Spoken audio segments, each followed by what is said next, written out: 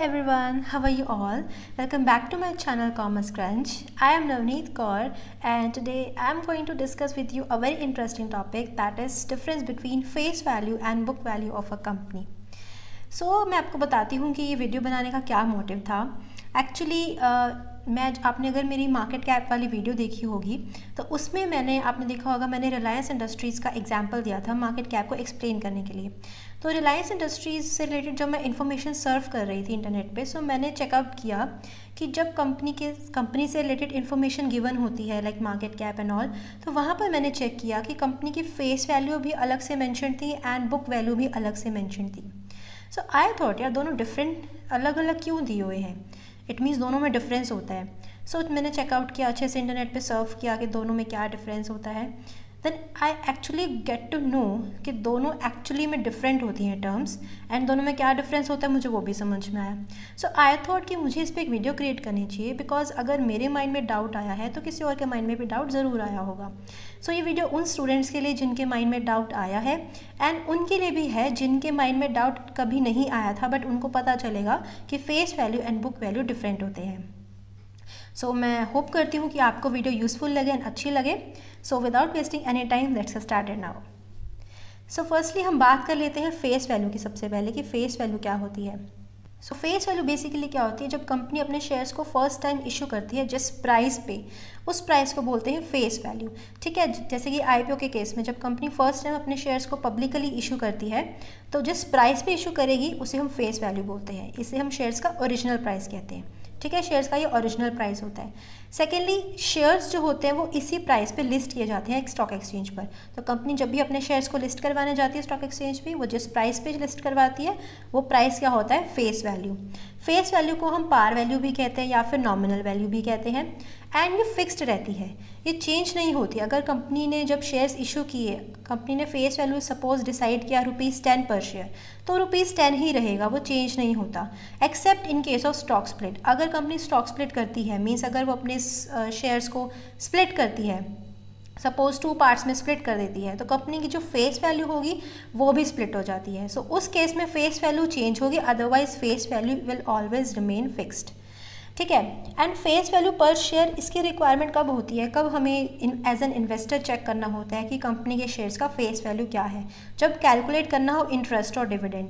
क्योंकि डिविडेंड जो होता है वो फेस वैल्यू पे ही दिया जाता है. Suppose face value per share ₹10 है एंड कंपनी ने डिसाइड किया कि वो 10% डिविडेंड देगी. डिविडेंड आई होप आपको पता है कि प्रॉफिट्स का वो पोर्शन जो शेयर होल्डर्स को दिया जाता है उनकी रिटर्न के फॉर्म में. तो अगर सपोज कंपनी ने 10% डिविडेंड डिसाइड किया है तो 10% of face value per share that is ₹10. तो 10% ₹10 का कितना होगा, ₹1. इट मीन्स शेयर होल्डर्स को ₹1 पर शेयर के हिसाब से डिविडेंड मिलेगा. तो जब इन्वेस्टर्स को ये फाइंड आउट करना हो कि किसी कंपनी में इन्वेस्ट करने से उन्हें कितना डिविडेंड मिलेगा, तो वहाँ पर वो फेस वैल्यू को चेक करते हैं. Next, it is not calculated, क्योंकि फेस वैल्यू को कैलकुलेट नहीं किया जाता. इसका कोई फॉर्मूला नहीं है कि किसी कंपनी के शेयर्स को फेस वैल्यू को कैलकुलेट किया जाए कितनी है. एक्चुअली कंपनी ही डिसाइड करती है, सिंपली खुद से आर्बिट्रेरली डिसाइड करती है, इसे कैलकुलेट नहीं किया जाता. ठीक है, एंड फेस वैल्यू जो होती है कंपनी की बुक्स में होती है, कंपनी की बैलेंस शीट में हम इजीली देख सकते हैं कि कंपनी की पर शेयर वैल्यू क्या है, एंड जो शेयर होल्डर्स को शेयर सर्टिफिकेट इशू होता है वहाँ पर भी ये मैंशन होती है. सो आई होप आपको फेस वैल्यू समझ आ गई है. Now let us talk about book value. So book value basically क्या होती है, ये वो वैल्यू होती है पर इक्विटी शेयर जो शेयर होल्डर्स को मिलेगी eight the time of liquidation. तो जब कंपनी लिक्विडेट होगी उस टाइम पे शेयर होल्डर्स को जो भी पैसा मिलेगा पर शेयर के हिसाब से उसे हम कहते हैं book value per share. So basically ये एक तरह से ये नेट एसेट्स की वैल्यू होती है कि कितना पोर्शन शेयर होल्डर्स को कंपनी के लिक्विडेशन के टाइम पर मिलेगा. बुक वैल्यू को हम नेट वर्थ या फिर शेयर होल्डर्स इक्विटी भी कहते हैं. अब शेयर होल्डर्स इक्विटी क्यों कहते हैं, बिकॉज यहाँ पर हम सिर्फ इक्विटी शेयर्स ही कंसीडर करते हैं. हम यहाँ पर प्रेफरेंस शेयर्स कंसीडर नहीं करते, मीन्स प्रेफरेंस शेयर होल्डर्स का हम यहाँ पर नहीं चेक करते. हम ये देख रहे हैं कि कंपनी के लिक्विडेशन के टाइम पर इक्विटी शेयर होल्डर्स को कितना पोर्शन मिलेगा. Now book value per share को कैलकुलेट करने के 2 फॉर्मूलाज हैं. फर्स्टली, अगर आप कंपनी की इक्विटी शेयर कैपिटल को उसमें रिजर्व्स ऐड करके टोटल जो वैल्यू आएगी जब उसे कंपनी के number of equity outstanding shares के साथ डिवाइड करोगे, you will get book value per share. अब यहाँ पर हम शेयर कैपिटल कौन सी लेंगे, equity share capital only, and reserves लेंगे। रिजर्व्स क्यों, बिकॉज रिजर्व्स क्या होते हैं, रिटेन प्रॉफिट्स, और रिटेन प्रॉफिट्स भी शेयर होल्डर्स को मिलते हैं, इक्विटी शेयर होल्डर्स को, तो यहाँ पर वो भी लेंगे। तो दोनों को ऐड करने के बाद हम जब कंपनी के नंबर ऑफ शेयर से डिवाइड कर देंगे। अब नंबर ऑफ शेयर्स कौन से, इक्विटी शेयर्स, प्रेफरेंस शेयर्स नहीं लेने, only equity shares. And outstanding equity shares, outstanding means जो कंपनी के एट प्रेजेंट इशूड हैं, शेयर होल्डर्स ने परचेज किए करके रखे हुए हैं अपने पास, वो आउटस्टैंडिंग शेयर्स इक्विटी शेयर्स से जब हम डिवाइड कर देंगे शेयर कैपिटल एंड रिजर्व्स के टोटल को, will get book value per share. ठीक है। सेकेंड फॉर्मूला इसका होता है टोटल एसेट्स, ये एसेट वाइज होता है कि जब हम एसेट्स में से लाइबिलिटीज़ को लेस करते हैं। अब यहाँ पर कैसे, पहले टोटल एसेट्स में से हम इनटेंजिबल एसेट्स को लेस करते हैं, after that we deduct liabilities from that. तो जो वैल्यू आएगी जब हम उसे number of outstanding equity shares के साथ डिवाइड करते हैं, we will get book value per share. तो यहाँ से पता चल जाता है शेयर होल्डर्स को कि अगर एक पॉइंट पे कंपनी लिक्विडेट हो जाएगी तो उन्हें कितना पैसा मिलेगा पर शेयर के हिसाब से। ठीक है, तो बुक वैल्यू ये होती है। बुक वैल्यू की रिक्वायरमेंट कब होती है, कब इन्वेस्टर्स देखते हैं कि किसी कंपनी के पर शेयर बुक वैल्यू क्या है, ये बेसिकली तब रिक्वायर्ड होती है जब शेयर होल्डर्स को या फिर इन्वेस्टर्स को ये चेक करना हो कि कंपनी की मार्केट वैल्यू ऑफ इक्विटी क्या है। तो मार्केट वैल्यू ऑफ इक्विटी और बुक वैल्यू को वो कंपेयर करते हैं और फिर वो डिसाइड करते हैं कि उन्हें उस पर्टिकुलर कंपनी में इन्वेस्ट करना चाहिए या नहीं करना चाहिए। नाउ यहाँ एक इम्पॉर्टेंट पॉइंट ये है कि मैं मार्केट वैल्यू ऑफ इक्विटी की बात कर रही हूँ, मीन्स हम सिर्फ इक्विटी शेयर्स की मार्केट वैल्यू को ही कंपेयर करते हैं बुक वैल्यू के साथ। अब बुक वैल्यू में भी हम इक्विटी शेयर्स ही ले रहे हैं, प्रेफरेंस शेयर्स तो नहीं लेते। तो यहाँ पर मार्केट वैल्यू ऑफ इक्विटी को हम कंपेयर करेंगे बुक वैल्यू के साथ। अगर मैं बोलूँगी कि कंपनी की मार्केट वैल्यू क्या है, market value is totally different from market value of equity. दोनों डिफरेंट कॉन्सेप्ट्स हैं। वाई, बिकॉज मार्केट वैल्यू में हम बहुत सारी चीज़ें लेते हैं। किसी कंपनी की मार्केट वैल्यू को हमने जब चेक करना हो कितनी है, हम काफ़ी सारी चीज़ें उसमें कंसीडर करते हैं, जैसे कि कंपनी की ग्रोथ प्रोस्पेक्ट्स क्या है, कंपनी की क्रेडिबिलिटी क्या है, कंपनी की अर्निंग कैपेसिटी क्या है, कंपनी कितना रिसर्च एंड डेवलपमेंट में इन्वेस्ट कर रही है। ये सारी चीज़ें मिलके बताती हैं एक पर्टिकुलर कंपनी की मार्केट वैल्यू क्या है। पर जब हमें बुक वैल्यू को कंपेयर करना हो मार्केट वैल्यू के साथ, हम वहाँ पर मार्केट वैल्यू ऑफ इक्विटी लेते हैं। ठीक है, तो यहाँ पर हम इक्विटी शेयर्स की मार्केट वैल्यू लेते हैं। अगर आपको याद हो, आपने मेरी मार्केट कैप की वीडियो देखी हो, तो मैंने आपको बताया था कि market cap is also known as market value of equity. So basically हम यहाँ पर मार्केट कैप को ही कंपेयर करते हैं बुक वैल्यू के साथ, और यहाँ पर हम पर शेयर के हिसाब से कंपैरिजन करते हैं। और इसके लिए इन्वेस्टर्स जो है वो एक रेशो यूज़ करते हैं which is called as price to book ratio, it also called as PB ratio. ठीक है, तो यहाँ पर market price divided by book value लिया जाता है, इस रेशो को कैलकुलेट किया जाता है और इस रेशो के हिसाब से वो चेक करते हैं कि whether they should invest in that company और नॉट। ठीक है, तो यहाँ पर ऐसा कहा जाता है कि investor should always try to invest in that company which has a growing book value over the time. Means company की बुक वैल्यू अगर ओवर द टाइम इंक्रीज हो रही है, इट मीन्स वो अच्छी कंपनी है इन्वेस्ट करने के लिए।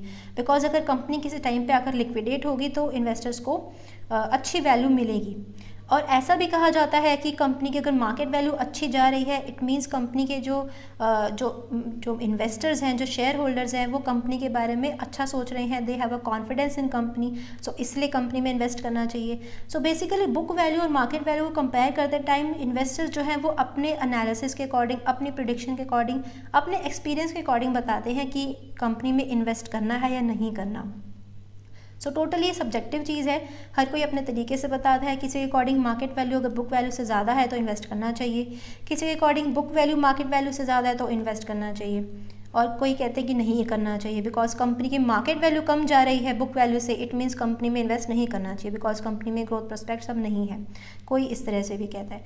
सो बेसिकली हमें इन चीज़ों में नहीं पढ़ना फ़िलहाल, हमें तो बस ये चेक करना है कि face value and book value में क्या डिफरेंस होता है। ठीक है, तो इन्वेस्टर जो है बुक वैल्यू कब लेते हैं, जब उन्हें बुक वैल्यू को मार्केट वैल्यू ऑफ इक्विटी के साथ कंपेयर करना हो to take their investment decisions.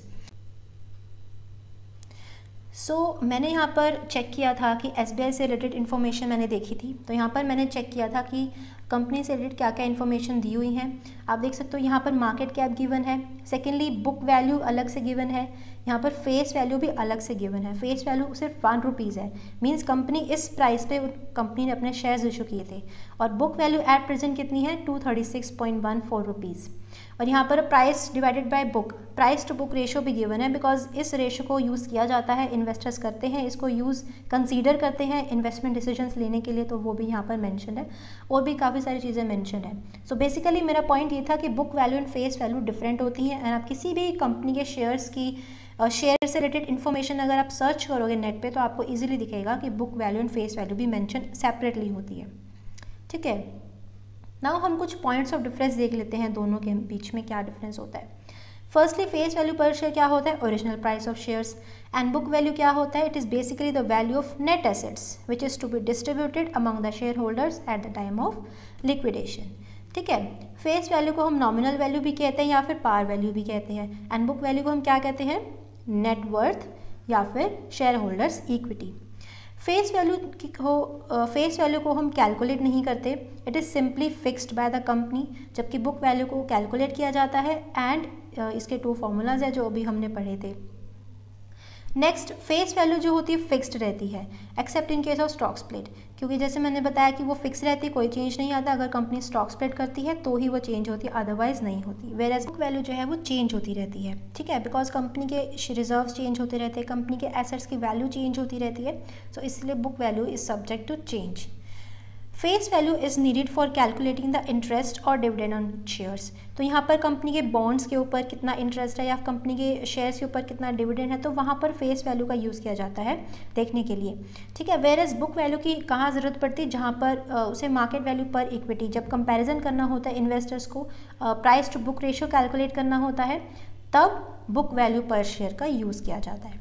ठीक है, so this is the basic difference between face value and book value of a company. I hope आपको वीडियो अच्छी लगी, यूजफुल लगी एंड नॉलेजेबल लगी। If yes, then do give it a big Thums up and subscribe to my channel for more such commerce related videos. And yes, अगर आपको लगता है कि आपके किसी फ्रेंड या कज़न को ये वीडियो देखनी चाहिए, उनके लिए यूज़फुल होगी, तो आप डेफिनेटली उनके साथ शेयर कर सकते हैं। So I will be back with a new and interesting topic in future. Till then, stay happy and stay motivated, and thank you so much for watching.